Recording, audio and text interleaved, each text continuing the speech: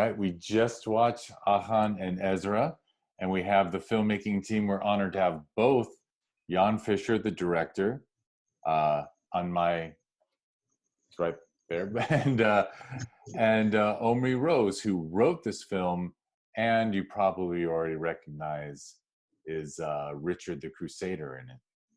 So I just love this film. I think I actually am I love history. And Me too. yeah, I know I'm nerdy enough that I'll like read a history book like just for fun. Mhm. And but it also plays out with this brilliant sense of humor. I love the almost vaudevillian spirit of these two I guess they have scrolls on the cart, but they're just a pair of Hebrew traders, traders. Yes. And their interactions and their comedy is so funny to me. Thank you. But then And well done on the pronunciation, by the way. Oh, Achan, that's We almost changed the name because we were worried that people can't pronounce it. We went for like 150 names, and they're like, okay, it's fine, we'll just leave it. Just leave it. People won't know how to think say of a Hebrew name that was easy for Gentiles. Well, for me, because again, I like doing research and things, so I was looking up names and I was trying to figure out, character names for this. And obviously Ezra makes sense for Ezra because he's trying to help, and Ezra means help in Hebrew. And Achan is like this weird name that appears in the Torah like once, and it's this like asshole guy who like did something stupid and then was like smitten by God. It's like, that's funny. I'm going to use this. So anyway. That's really funny. That was completely lost by me. So now you made me a slightly better Jew. Now I know that reference. Yeah. But please, how did this come to fruition? What first inspired you to write it, and then when did you bring Jan in on it? Well, I'll just start and I'll let him talk. I was telling him, look, I wanna do, I wanna direct a film because I've worked with a lot of people and I produced a lot of films and different things and features and and television and anything. And I was like, it's about time I do something because I'm tired of working with directors that don't know what they're doing. Not that I know what I'm doing, but I figured maybe I'll try. So I told him, Omri, can you come up with a cool idea that we could, something that kind of like I would connect to, because, I think I'm funny, even though I'm not, but I'm like something funny.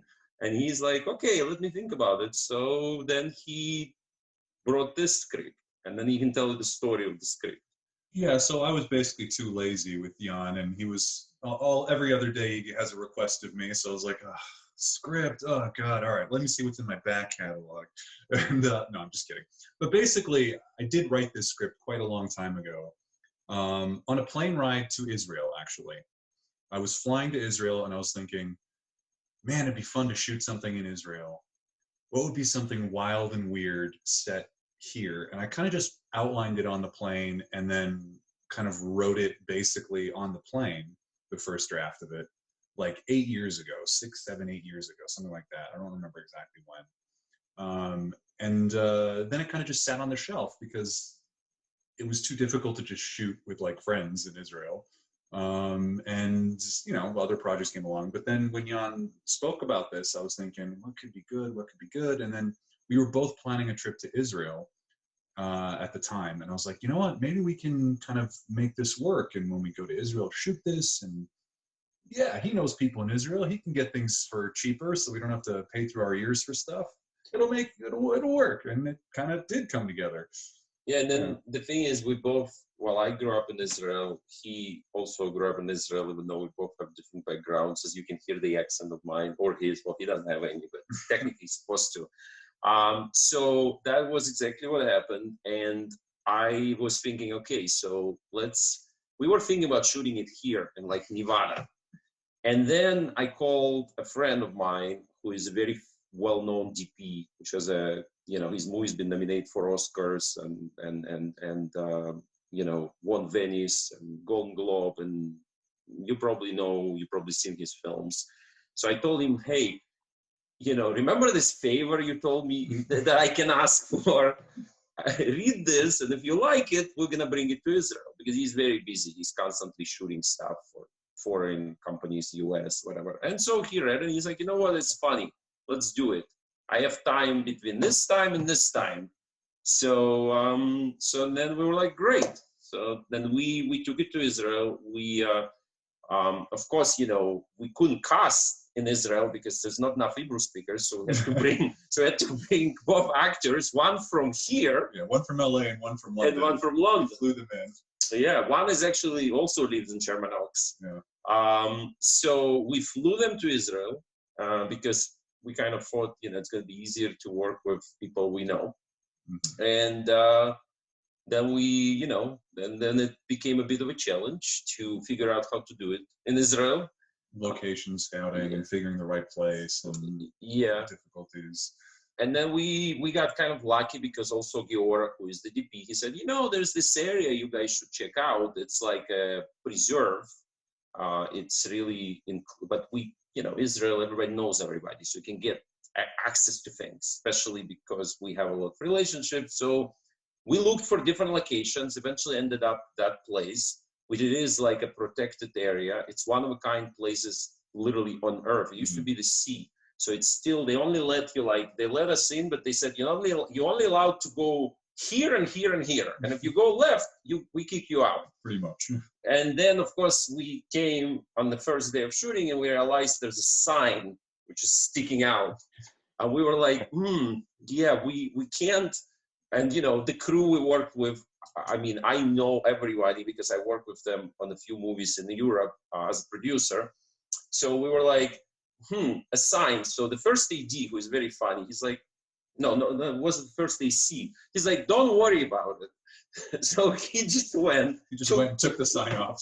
While we were told not to touch anything. Don't touch anything, don't do anything. He takes the sign off. And then the park ranger comes along and we're distracting him and he's doing this. Because we were worried he's gonna see the sign. Yeah. They're gonna, so it was an incredible place to shoot because there's only one place on earth that has that kind of look. Because this has the whole history behind of this whole area. So we were very excited. We shot the first day and then we were supposed to shoot 2 days. And then we did. It flooded between our 2 shoot days. So the second day, kind of figure it out. Yes, the second day we show up and there's a huge lake in front of it, blocking access. So we had to come up with some ideas of how to go around it. Hopefully, we don't think people see it, but we did do some cheating with some of the shots just to make sure to make it look consistent. Yeah. So it was fun. Shoot. It was a very fun shoot. Yeah. And it doesn't show. I can tell you as someone who's watched it more than one time, 2 or 3 times, it doesn't show at all that it was broken. I imagine you had to even wait. Well, it was probably warm enough to dry, but once the water was gone. But it was too muddy. The problem was for us is that we actually knew it's going to rain, so we didn't shoot the day after because we found out it's going to be raining. It's a desert, so okay, we're skipping a day. But what we didn't realize that the next day it's going to be really flooded as well. It wasn't just the normal rain; it was very, very heavy rain.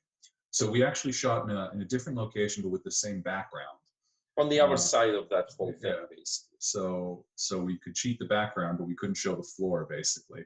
So when there's more close-ups, that's kind of from the second shooting. But it also, we were lucky because we had, I have a lot of producing experience, so I was relatively calm. And Giora, who was like, okay, guys, chill, let's just see what shots are we missing?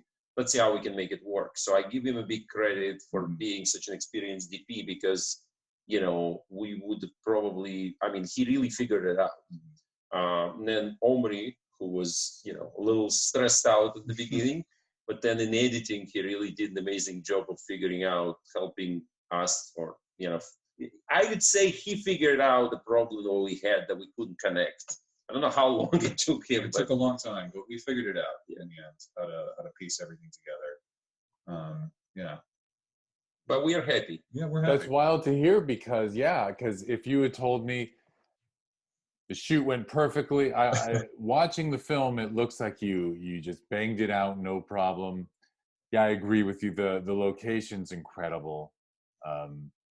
You know, it feels like you're looking at a Roman road. It feels like a road that was paved centuries earlier. It is incredible visual, and I love the comedy you worked in with the sword. Yeah, it's a fun bit. And and even the costuming was wonderful. Oh yeah, we had a great costume artist, costume department, one person. Well, let me put it this way. His costume was essentially him figuring this out, and Amazon.com helps. No, it was actually medievalwares.com. Whatever. I think. So we But the chainmail's real. I have friends who do like reenactments in Israel, so they gave me their real chainmail. So that was very heavy. Yeah, it's true. It is real. It was super heavy. But we essentially work with a very small crew, so you know we did a lot of stuff that we are not supposed to. But you know it's fine. Like don't tell them. Well, I like when independent filmmakers aware of that, so they don't like, oh yeah, I don't have the makeup. You know, I mean, we had a crew, but we had the best camera crew in Israel. We really did. Like the best. Like people like, how did you get them? Mm-hmm. You know, everything else, like we were basically, Omri and I were doing, you know, 12 positions. Craft service / fixing the car / trying to fix. So it was like, you know. Yeah, it was. I think it was a 6-hour drive in the morning because we didn't get a hotel. So well, for me it was 6 because I had to pick up different. Yeah, exactly. He was also the driver. I was also the driver. I forgot about at the end, drop everyone off. Yeah. So it was really very intense, but you know, it was an amazing experience and so much fun. And you know, the actors were so well rehearsed on everything that we could run it like a theater play. You know, when we did those takes, we would run. There are shots that are 12 minutes unbroken Steadicam. You know? Well, the original idea of mine was to basically shoot it in one shot, pretty much. That was the whole conversation we started having is let's try to do a continuous shot or at least try to limit it to a few. Because I like that style personally. But unfortunately, the flood didn't help because we had to change the angle. We couldn't do it. So we had to regroup and change the lens. And I planned to shoot the whole thing on 16mm lens. That's what's because I like, you know, wide lenses. I find it's for anything. If I could, I'd shoot everything wide lenses. So, but unfortunately in this shot, when you see this suddenly like, you know, it gets narrow, it's because we couldn't do wide because it was like basically a space which we had to stick to. It still worked out, but. The place where that really hurt us or made it most challenging was when they go back to the cart and it's stuck. That was the most challenging because we would have liked to have had a nice wide with amazing vista and everything there, but we just didn't cover that as much in day one. So on day 2, we had to kind of figure out without getting that big, wide, beautiful. So we had to shot. change the idea a little bit and add that part because I was either that or we have to come back another day, but it wasn't possible because the crew is super busy. They were in the middle of shoot. They gave me, you know, they were like, we'll help you, but we only have those 3 days. So like, figure it out. But you can just claim artistic license on that because I think it works perfectly that it's tight when they're back to the cart because it allows Richard to come around and help them without their knowing and you know you've given us we feasted on that vista for probably over 10 minutes. So the fact that you go tight there, it's great artistic choice. Yeah. Well, it was artistic choice. Happy accidents. Yeah. It was. Once we realized we can't do it this way, we spent 4 hours driving around trying to cheat the rangers to trying to get to the location from another side, but it didn't work because it's just impossible. It was too muddy. We actually made it. Me and him. Were you? Yeah. So we made it, but we took 12 steps and we sank into mud. We took an SUV, drove over. They told us not to do it, but we were like, okay, we'll deal with you later. So we distracted the ranger or the people in charge, but we realized it's not going to be possible because it's all muddy, like you can't walk. So that was like, okay, now we have no choice. And we actually now developing a feature version based on those characters. Yeah. Because we thought people seem to find them funny. So. Yeah, there's a feature version now. That's great. Yeah, already completed. Not shot, but it's written. Written. That's great. Yeah, I mean they are so funny and even from the basic vaudeville sort of, you know, which way is Jerusalem, and they point different directions to but also I find your Crusader character to be hilarious. Yeah, he's hilarious in a very straight man way. He's hilarious. Yeah. I mean, look, for me, like my comedy gods are Mel Brooks, you know, and like Monty Python and kind of, you know, that stuff. And so you always have to have this kind of straight man character in those things to balance off the zany. And it's just fun to play with absurds, you know? So like John Cleese in Monty Python is usually the straight man, you know? And so for me, it was kind of like thinking that kind of mold, you know, like if John Cleese woke up in the middle of the desert as a crusader and saw these two idiots arguing, like what would happen? And I do my best Chris Hemsworth British accent as Thor, even though he's Australian. So that was fun. It was just fun to do. Yeah. It looked fun, and it was honestly, and here's a guy who was probably left for dead by his army, left him behind, and now he's being rescued by two local merchants. It's got a nice humanitarian story, I think. Well, that's it. You know, at the end of the day, I'm a little bit disdainful of all the dogma. And so for me, it's like we're all humans at the end of the day, just simple acts of kindness and humanity. You know, we start with that quote in the movie, you know, do not use the Lord's name in vain, for the Lord will not acquit anyone who misuses it, you know, that kind of thing. Because it's just like all the stupidity that comes from that idea of like, in the name of God, blah, blah, blah. And it's like, come on, guys, just be human. Just be human. You know, Jan and I actually talked about this, that the story could have really been set in any conflict zone, really. I mean, it could have been set in, you know, Afghanistan with 2 U.S. soldiers, or 1 U.S. soldier on the ground and 2 Afghanis with a cart, you know, in the middle of the desert, finding this U.S. soldier. And they're worried, what's going to happen? What's it going to be? You know, it could have been anywhere. And it kind of holds the same kind of principles of these weird dogmas that we, for some reason, have to adhere, but just acts of humanity, you know? We're all people, so. Another challenge we had is shooting it in Hebrew, because we actually discussed potentially doing it in English and maybe making the Crusader like French. Yeah. But then we were like, because we were worried, and we know that some people, you know, because you have to read subtitles, and it's a comedy, it's harder because you lose the, you know, the momentum, the moments where of the comedy, you know, it's because sometimes you have to look at the. So we know it's harder if you don't speak the language. And so we had a lot of conversations about it, but eventually we were like, you know what, let's make it authentic, and hopefully people will still connect to the humor. But it was another challenge for us, is how do we do, also since he doesn't speak Hebrew and he speaks English, they don't speak English. So like, I mean, I do speak Hebrew, but the character doesn't. Yes, that's what I mean. So for Israelis, it's funnier because they can see the play with words. But when if you speak English and Hebrew, there's some jokes there that you're going to get. For instance, medaber in Hebrew means speak. And so every time he's saying medaber, thinking that he's talking about wine, to them he's saying speak.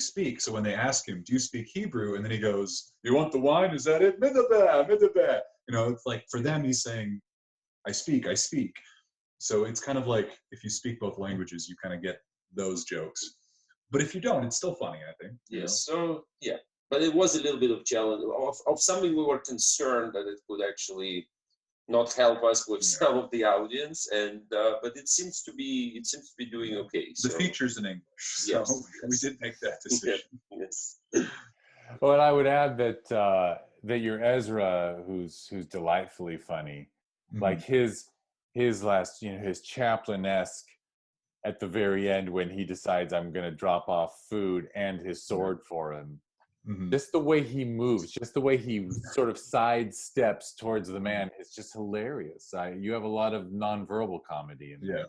Aaron was great, and he was very nervous about this because he hasn't really done comedy so much. It was all me. He was scared of me. And he was That's to be honest with you. But He was terrified. he was really nervous. But it worked great for the character, which was for the casting. One of the reasons we talked about casting so much, and like getting Israelis or this and that. And I was pretty adamant about casting my two buddies. I was pretty adamant about that because I just knew that they would work for these roles.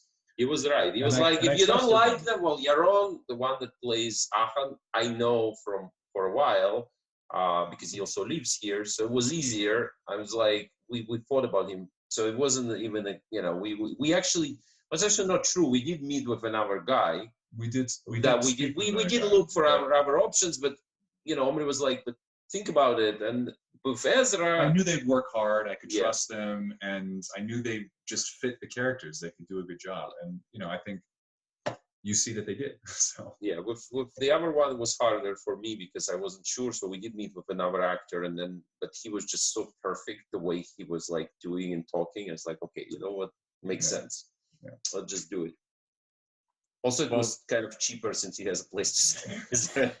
It came together. I mean, it came together wonderfully, and it's. Thank you.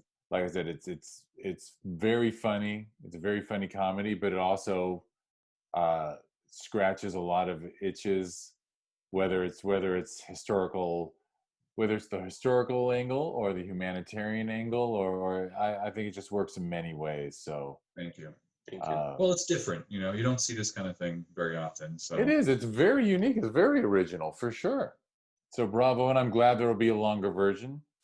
But I'm sorry to say we're kind of out of time, so I didn't know if there's anyone else who contributed that you'd want to mention before we run. Well, my mom helped finance, so thanks, Mom. But yeah, everyone who worked on this film did a great job. Stav, our producer on the ground, really was a trooper, and Emily as well. They really helped a lot organizing, because we weren't there beforehand, and they kind of set some of the groundwork and really put things together. And of course, the camera crew. The camera crew were amazing. Working with no budget, and he's used to different type of things. He was really easy. He was amazing. He helped me to figure things out. He wasn't like, I'm a big DP, you never directed a movie, so I'm going to tell you how to do things. Actually, it was opposite. I kept asking him, and he's like, okay, we can try this, we can do that. So, I mean, we know each other for a while, but still, and he brought his crew with him, which is, as I said, was the best crew we can get in Israel, at least. So that was good. So yeah, so we were lucky with everybody, crew and the everyone actors. Gave it their all. We really had a great crew, a great time, and thank you. And thank you for watching. I hope you enjoyed it. I hope you chuckled. I hope you stuck around for the Q&A. Yes, thank you. For sure. And thanks so much. I guess there's nothing else for me to add besides I have to run because I have another one. The last interview of the day is next. So thank you so much for a great film. Yes. It's how cool is it that an international film shot in Israel actually comes from some local Sherman Oaksians. There you go. There you go. That's great. Yeah, it's a very international year for us. We've got Israel, Croatia, Sweden, Chile, Venezuela, and Australia, I think. So go figure. Well, our movie has like 4 countries in it, if you really think about this, because we have the company technically that is a production company, Spanish-American company. We have British actors, Israeli crew. It's the whole mix. We had anybody we can have. We had like, I don't know, 8 or 9 people from different countries or different backgrounds. So working on the crew. Fantastic. Citizens of the world. Exactly. Yeah. Thank you very much. Have a great evening. You too. Thank you. And we're going to go eat hummus. Yes. Excellent. Israeli place. Have a great evening. As a continuation. All right. Thanks. Bye. Thank you. Take care. Bye-bye.